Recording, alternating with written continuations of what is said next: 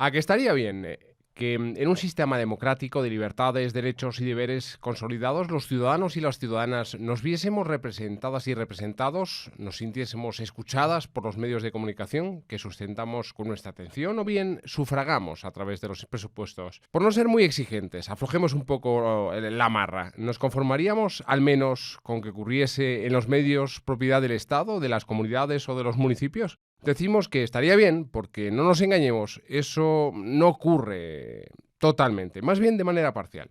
Las reclamaciones a ese respecto comenzaron en Estados Unidos. La Comisión Federal de Comunicaciones, en sus siglas en inglés FCC, impulsó en 1949 la doctrina de la equidad, con el fin de promover el derecho de acceso a los medios de radiodifusión. Esta establecía dos premisas para los medios audiovisuales. El primero, dedicar una cantidad razonable de tiempo de antena a temas polémicos de interés público. El segundo, ofrecer oportunidades de expresión a las partes afectadas por una controversia, cualquiera que fuera esta. Sin embargo, debido a la política de creciente desregulación, en la década de los 80, la propia FCC disolvió esta doctrina respecto a la mayoría de asuntos de interés general. Pero, si queréis, si quieres tú, acerquémonos más a Colmenar de Oreja que a Springfield, que nos conviene. El derecho de acceso a los medios de comunicación ofrece a la ciudadanía de un Estado democrático, en este caso España, la posibilidad de incidir en los contenidos, en su producción y programación o incluso en la gobernanza de los medios públicos de comunicación. Se trata de un derecho muy poco regulado, es verdad, y desarrollado en la mayoría de los casos de manera parcial. Y aunque en España tiene un reconocimiento como derecho fundamental en la Constitución de 1978, apenas tiene una aplicación testimonial. La Constitución, en su artículo 20.3, dice: la ley regulará la organización y el control parlamentario de los medios de comunicación social dependientes del Estado o de cualquier ente público y garantizará también, el acceso a dichos medios de los grupos sociales y políticos significativos, respetando pluralismo de la sociedad y de las diversas lenguas del Estado. Eso en cuanto a los medios públicos. Pero además están los privados, de los cuales debemos hablar también.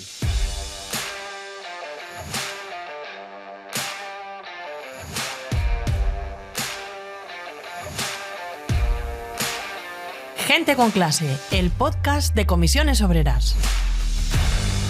¿Cómo estás? Soy José Julio Alonso, periodista del Gabinete de Comunicación de Comisiones Obreras. Frente a mí, como siempre, porque si no fuera así yo me perdería, hay que reconocerlo, a los mandos de todo está Marino Guardia. Y con nosotros se sientan hoy José Ignacio Pastor, presidente de la Asociación Ciudadana y Comunicación, ACICOM. ¿Qué tal? Hola, buena vesprada o buen día.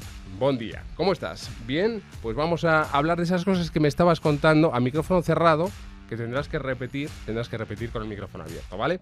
Y tenemos también con nosotros y nosotras a Ángel García, director de Políticas Audiovisuales de Servicio Público e Internacional en la Corporación Radio Televisión Española.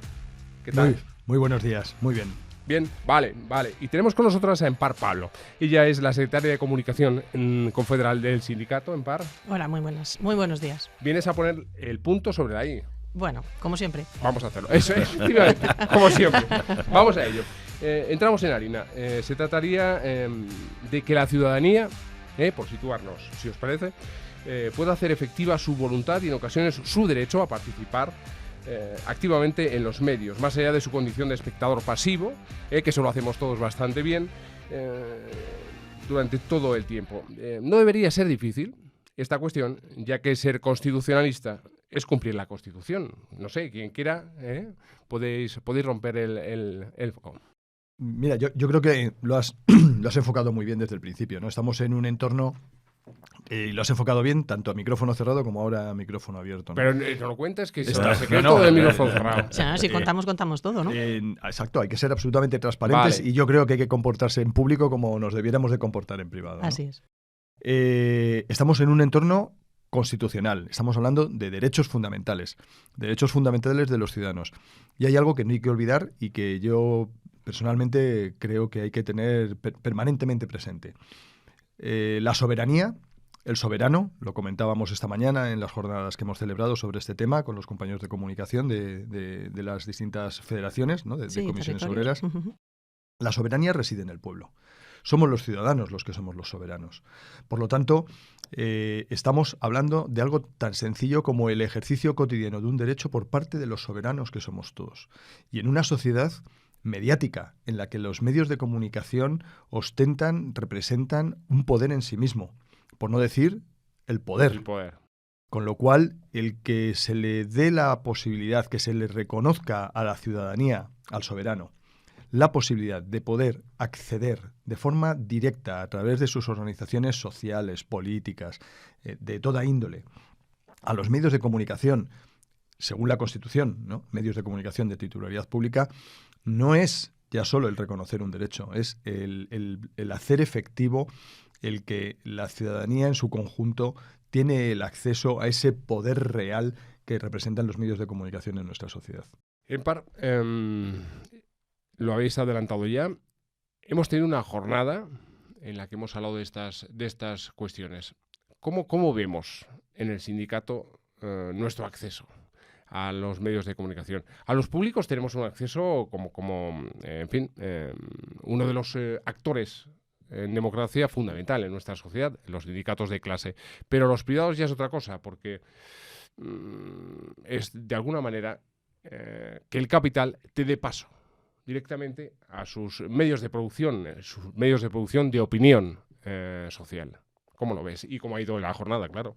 Bueno, la jornada es una primera jornada que ponemos para pues eso, acentuar la importancia de incorporar a nuestra estrategia sindical el trabajar el derecho de acceso a los medios de comunicación, como habéis estado comentando. Pero claro, una de las cuestiones es que pues lo que se ha evidenciado, no solamente por lo que hemos podido compartir tanto con Ángel como con José Ignacio, ¿no? de cuál es la situación y conocer el ámbito legal, cómo está y tal, lo que corroboramos es que realmente pues en el fondo brilla por su ausencia. Es decir, porque claro, lo que tampoco podemos hacer es confundir el derecho de acceso, ¿no? En el que, me corregirán ellos si así consideráis, una cosa es el derecho de acceso y otra cosa es el deber que, por otra parte, se exige, ¿no? Que en cuanto al acceso a la información, que tiene que ser una información veraz,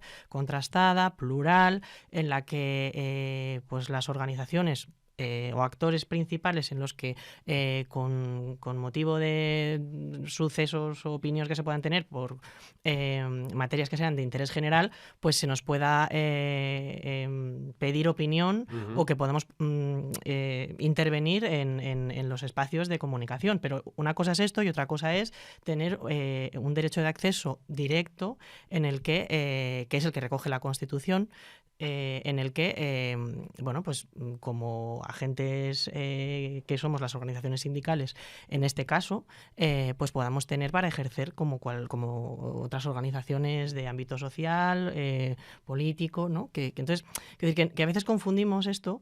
En cualquiera de los casos, no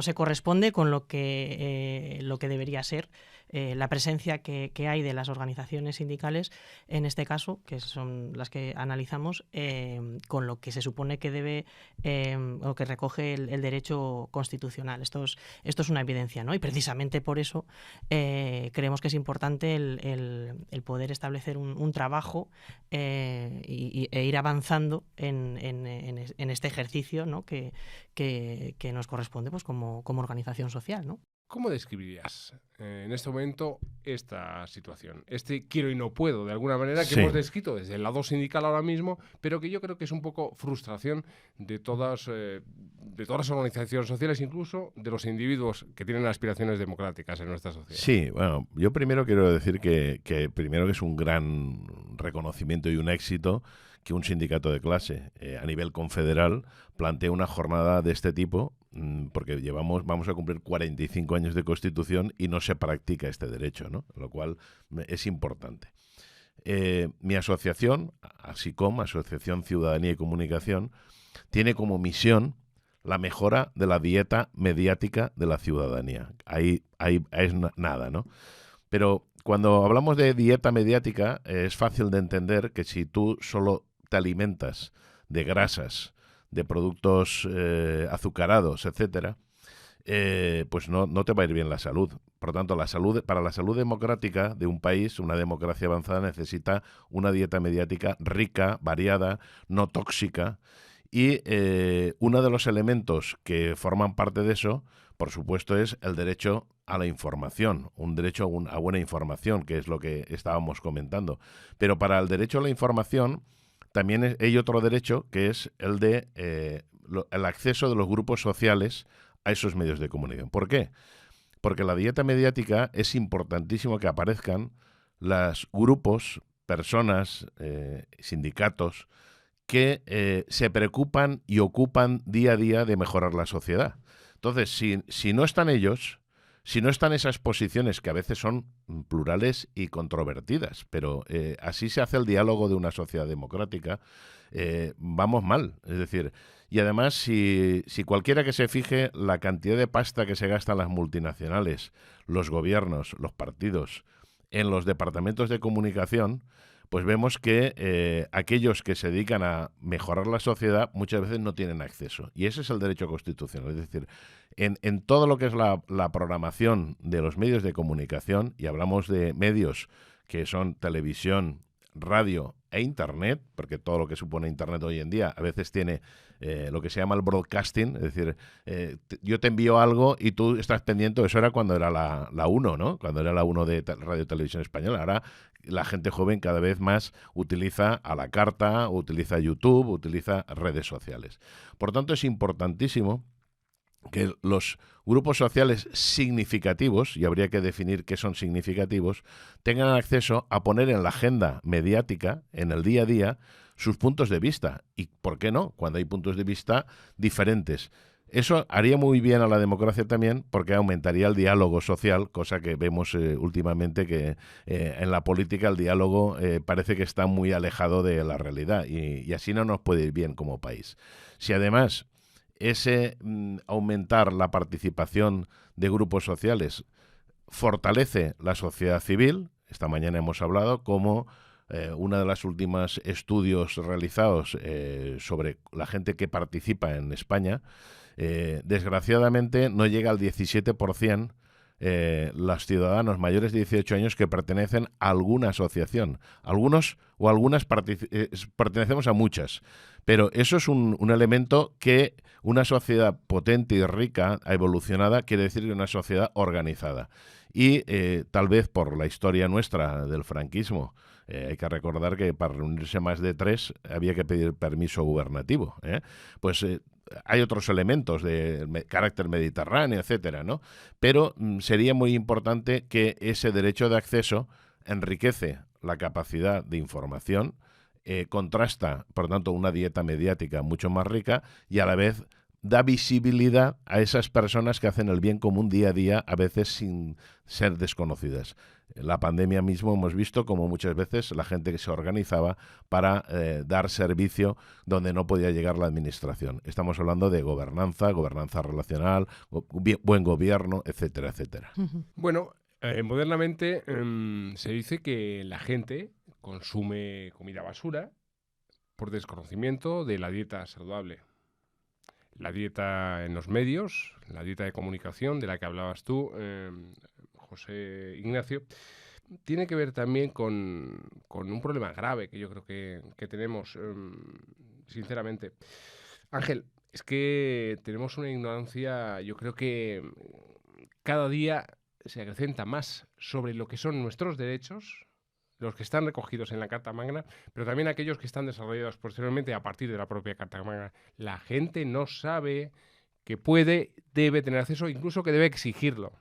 Efectivamente.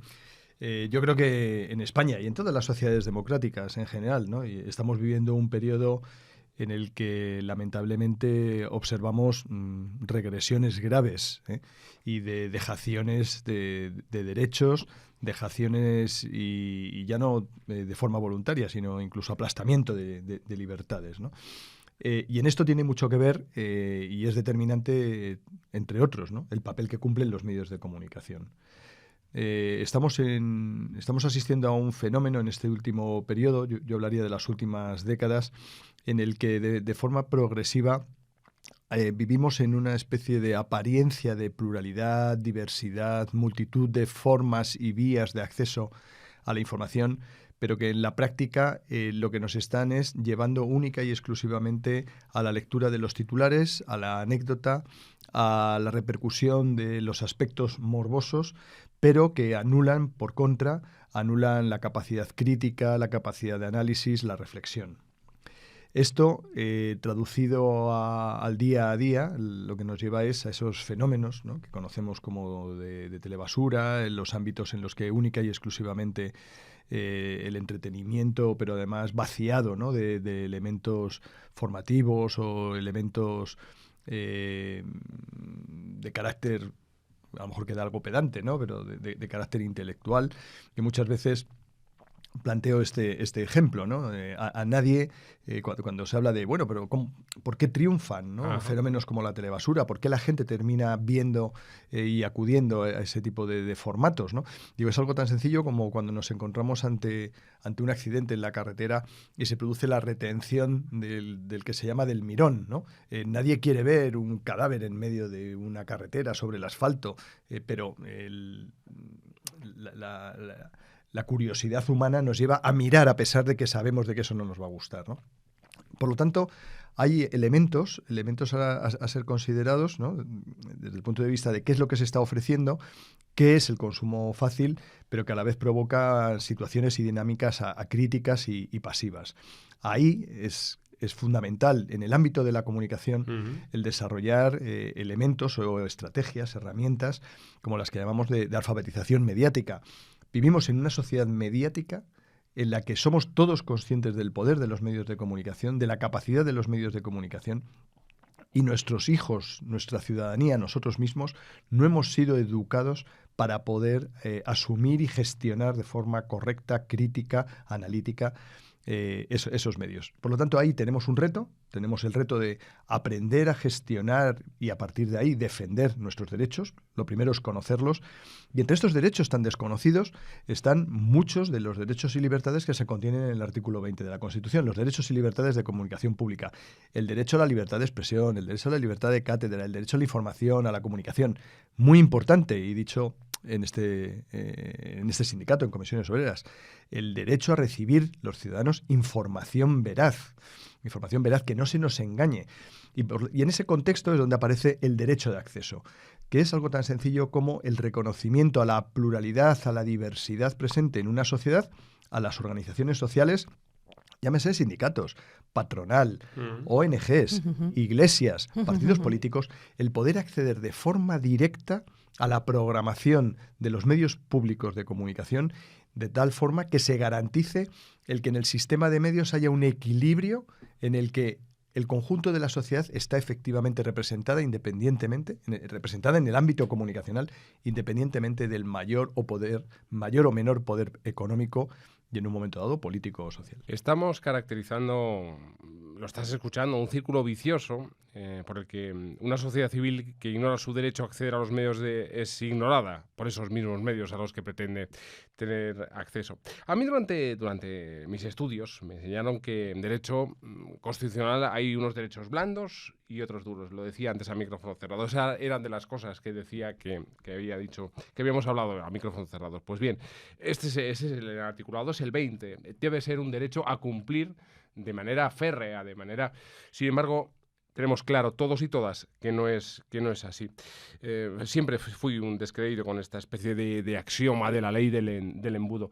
Los sindicatos, en par, si hay agentes que deben buscar ese acceso, yo creo que debemos ser nosotros y nosotras, porque sobre la organización sindical de clase, anda que no hay clichés, anda que no corren bulos y anda que no corre desinformación. Sí, a ver, yo creo que es... Para una organización sindical como lo es Comisiones Obreras, con su carácter sociopolítico, la comunicación como tal tiene que ser un espacio de disputa estratégica en el ideario común, ¿no? Porque al final no deja de estar, no deja de afectar hasta incluso el futuro de la propia, de la democracia en sí, ¿no? Claro, es lo que estamos hablando. Al final, la capacidad que tienen los medios de comunicación obligación de influir en nuestra forma de pensar, en nuestra forma de incluso hasta de sentir. Claro, es un bombardeo continuo de mensajes que a veces no se trata, o sea, pues eso, que están marcando hasta cómo tienes que relacionarte con los demás, ¿no?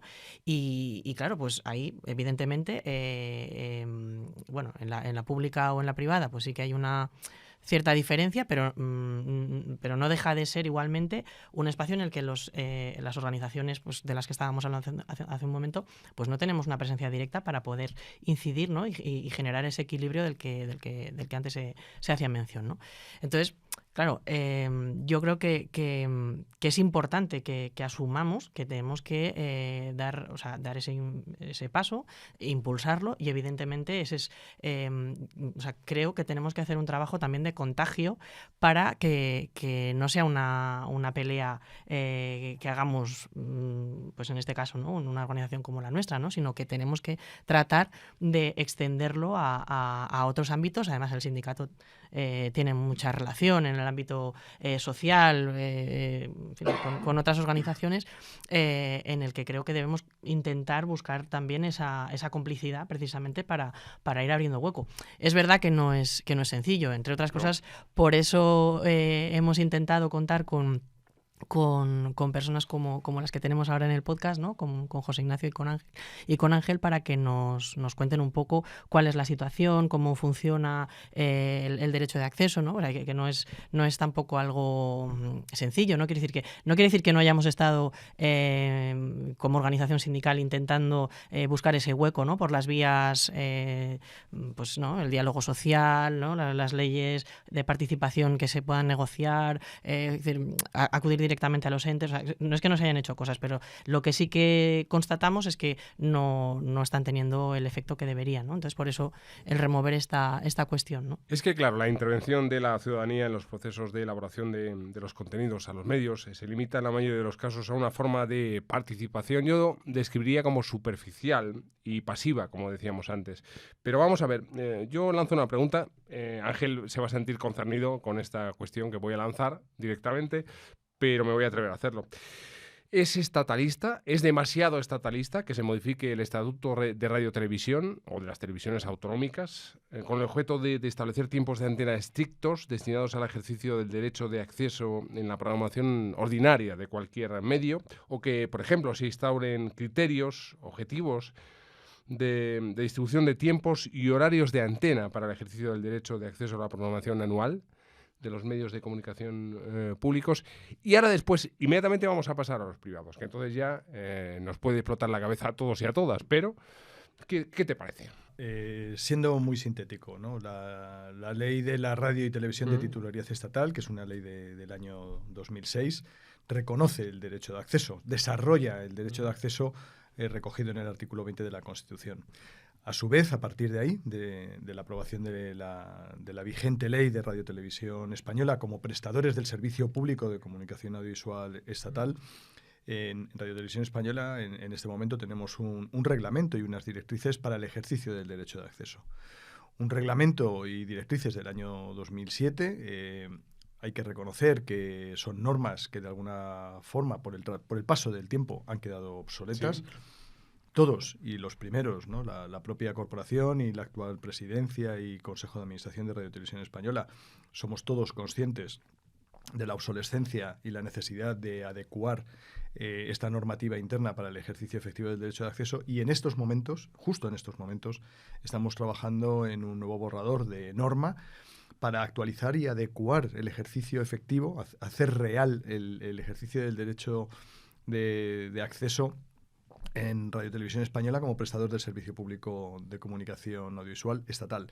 Esta mañana José Ignacio apuntaba un dato que me parece muy relevante y que es uno de los elementos, uno de los motivos que nos ha llevado a la necesidad de poner al día esta norma. En 11 años, el ejercicio efectivo reconocido por Radio-Televisión Española de este derecho solo se ha dado en, José Ignacio, 72 casos. Por lo tanto, creo que es algo bastante decepcionante. Esta es nuestra obligación, la obligación de estar a la altura, ¿no?, de las exigencias de nuestra sociedad. Y yo, desde mi punto de vista, y yo creo que esto lo compartiría el 100% del Consejo de Administración de Radio Televisión Española, como prestadores del servicio público, insisto, prestadores de un servicio público al servicio de la ciudadanía, debemos de ser capaces de responder a las necesidades de la sociedad y sobre todo en momentos de fuerte polarización, de falta de diálogo. Claro. El ofrecer mecanismos al conjunto de la sociedad y en concreto las organizaciones sociales que forman parte de esta sociedad, que son pilares, que son parte de los cimientos de una sociedad democrática como la nuestra, a través del ejercicio efectivo de este derecho, es fundamental y es un elemento de reconocimiento y de madurez democrática. Vamos a agarrar a ese compromiso, ¿eh? No, sí, pero claro, vamos a ver. Tú preguntabas una cuestión. En el modelo de los medios de comunicación se habla de regulación, autorregulación y corregulación. La regulación viene por los marcos jurídicos y demás. Vamos a hacer un alto de 3 segundos para despedir a Ángel. Muy bien. Que ha tenido la amabilidad de estar con nosotros y que se tiene que ir urgentemente. Sí, hay algo que es ineludible, que es una cita médica. Perfecto. Si no, me quedaría aquí, de forma permanente. No ha sido por la pregunta y la respuesta que acabo de obtener. Al contrario. Nadie me echa, me voy. Muy bien. Me voy en contra de mi voluntad. Gracias, muchas gracias a vosotros y por vuestro excelente trabajo. Muchas gracias. Vale. Te decía yo el tema de la regulación, autorregulación y corregulación. En la regulación inicial, tanto la Constitución, que es el marco jurídico máximo, como en el desarrollo de las leyes posteriores, la ley de creación de Radio Televisión del 2006, no la ley de creación, sino la nueva ley, como de todas las leyes autonómicas que han creado servicio público de comunicación, en todas se recoge el derecho de acceso de los grupos sociales. En todas está recogido. En los contratos programa y en los acuerdos marco está también, pero no así la autorregulación o corregulación. ¿Qué diferencia hay? La autorregulación es que el propio medio tiene que regularse eso, y se habla de corregulación porque normalmente lo que dice la nueva ley de comunicación audiovisual es que no se puede hacer la autorregulación sin contar con los usuarios. En concreto, incluso las asociaciones de personas consumidoras está por ley que tienen que ser consultadas, pero también hay los consejos asesores, en el concreto en APUN, en la Corporación Valenciana existe el Consell de la Ciudadanía, que son quienes deben, participando conjuntamente con la dirección empresarial de la empresa pública, realizar esto. Por tanto, esto es una cuestión que debería estar exigiéndose, bien de los entes parlamentarios, porque la ley dice que control parlamentario, o bien de aquellos entes que se han creado.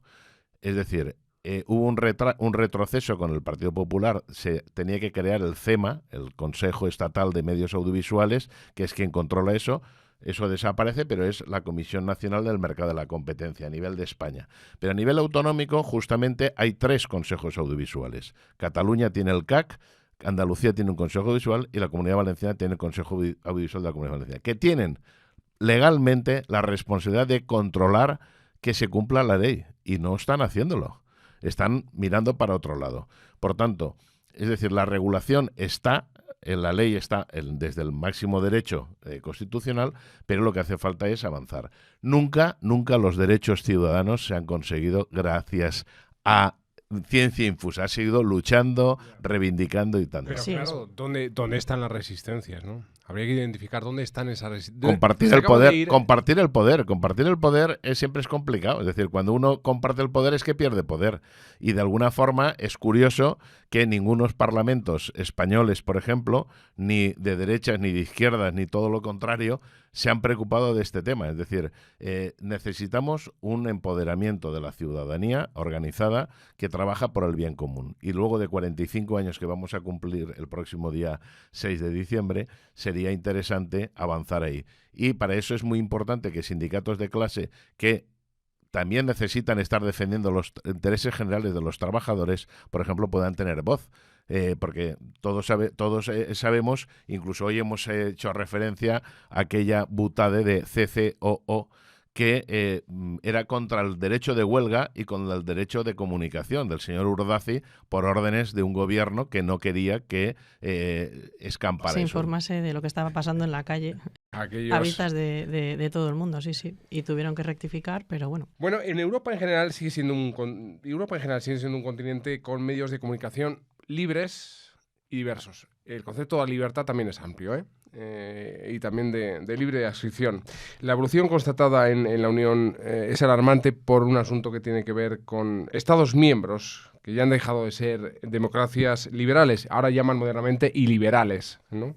Que alguien me lo tendría que explicar. De manera que los medios de comunicación independientes quedan bajo control público y se está limitando deliberadamente la diversidad de los medios de comunicación.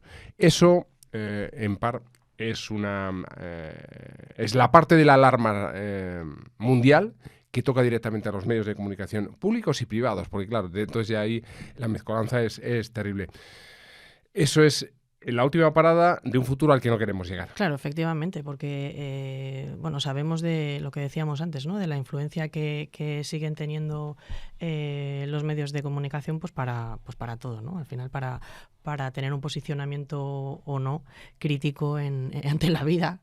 Y bueno, pues efectivamente el no cuidar desde sociedades democráticas pues un derecho como el que estamos planteando, pues conlleva que tengamos una situación muchísimo más débil, frágil, para poder afrontar estos cambios de sociedad, que al final donde van a mermar siempre es en los derechos y libertades de la ciudadanía, ¿no? Preguntabas antes ¿sí? Lo de privado y público. Hombre, el sistema público es el que tiene que dar primero que nada ejemplo, porque además se financia con dinero público de todos a cambio de prestar un servicio público. Es decir, existe siempre un acuerdo marco, en algunos casos como Radio Televisión Española caducado ya hace muchos años, que debería renovarse. En algunos casos luego eso tiene que tener un contrato programa. Por tanto, los públicos es lo que hoy nos estamos dedicando, que es lo que dice claramente la Constitución. Ahora, una Constitución que se aprueba cuando no existía más que la 1 y la 2, y de hecho hay luego una ley de terceros canales porque no se hablaba incluso del sistema privado. Pero yo quiero hacer una reflexión, en el sentido de que hoy en día la comunicación podemos decir que puede ser, algunos teóricos dicen, el cuarto pilar del estado de bienestar. Es decir, si no hay una buena comunicación, es difícil que haya un estado de bienestar, una sociedad avanzada, innovadora, con difusión del conocimiento, con solidaridad, etcétera. Es decir, empieza a ser un tema importante. Por tanto, los privados son unas concesiones de un espectro radioeléctrico que se les da por parte del Estado. Y por tanto, eso es finito. Es decir, están utilizando un espacio que tú no puedes, cualquiera no puede emitir en la Y sobre todo un espacio público por el cual los privados hacen negocio. Claro, efectivamente. Necesitamos un trozo de realidad para que tú la explotes. Efectivamente. Y es una concesión que tiene un tiempo determinado y hay un concurso para presentarse. Sería muy importante, claro, si no se ha hecho en los públicos, ¿cómo se va a haber hecho en los privados? Pero que en el pleco de condiciones para prestar el servicio de radiotelevisión o de comunicaciones a través de una concesión, oiga, si yo le saco a usted una concesión para atender un colegio, el comedor, tendré que ponerle las condiciones porque qué tipo de comida tiene que dar, ¿no? Y eso funciona así. Pues en esto lo mismo, es decir, yo creo que es el momento que haya una revisión de las concesiones, debería haberse hecho antes, también debería ir. Y no nos olvidemos de una tercera pata, que en España está olvidada. Los medios de comunicación comunitarios. Es decir, en toda Europa existe un avance importante de medios comunitarios. Son aquellos que no son de negocio, entidades no lucrativas, asociaciones, universidades. En España eso está por desarrollar. Lo que se ha conocido por radios libres o televisiones libres es una gota en un océano. Yo creo que es importante también porque ahí hay una voz también que va mucho más allá del derecho de acceso, sino que las propias organizaciones crean sus sistemas de comunicación. Esto parece una utopía, pero funciona en el mundo. Y como muestra, un botón. Sí. Pero bueno, no creemos que haya nada más sano en democracia que la participación, el intercambio de ideas entre diferentes, incluso opuestos. Eso, claro, en el actual momento, es importantísimo. A través de los diferentes mecanismos de autorregulación, o de manera más informal, a través de espacios abiertos en los medios de comunicación públicos y privados, eso lo podemos ir consiguiendo entre todas y todos. Si los medios de comunicación juegan su rol, los ciudadanos y ciudadanas seremos capaces de obligar a nuestros líderes a rendir cuentas. En parte toca cerrar el programa, como siempre, con esto. Yo creo que con la emisión de un deseo, seguramente, para los años venideros y pensando que en el derecho que tiene un sindicato de clase como el nuestro a tener un hueco en los medios de comunicación públicos y privados. Bueno, sí, el planteamiento un poco, además lo decías tú, ¿no? Y es el propio objeto del trabajo que nos hemos planteado al abordar pues la jornada de hoy y las que nos quedan en los próximos días, ¿no? Se trata de tener televisiones públicas que estén al acceso de la ciudadanía, que reflejen una realidad plural y representativa de lo que es la sociedad, en este caso española, y en el que yo creo que las organizaciones que representamos intereses diversos y que además en este caso incluso generamos derechos para los trabajadores y las trabajadoras en nuestro caso particular, y como otras organizaciones que tienen otros objetivos igualmente, pues podamos tener ese espacio, ¿no? de traslación, ¿no? de nuestra opinión, de nuestras valoraciones, de nuestras reflexiones, y como siempre además en un ámbito en el que podamos contrastarlas con otras que no tienen por qué, al contrario, ser las mismas que las nuestras, ¿no? Entonces, en ese sentido, bueno, pues esto como decimos en el sindicato muchas veces, ¿no? Al final los derechos se ganan ejerciéndolos, ¿no? Con lo cual, pues ahí que vamos, ¿no? Nosotros no vamos a dejar en ese empeño. A ti, a vosotros y vosotras, cuidaos como siempre, ¿eh? A José Ignacio Pastor, darle las gracias por acompañarnos en estos minutos. A vosotros, muchas gracias. Empar, muchas gracias. Nada. Dar voz es una forma de derecho de acceso. O sea, así nos es. dais la voz. Muchas Cuídate. gracias.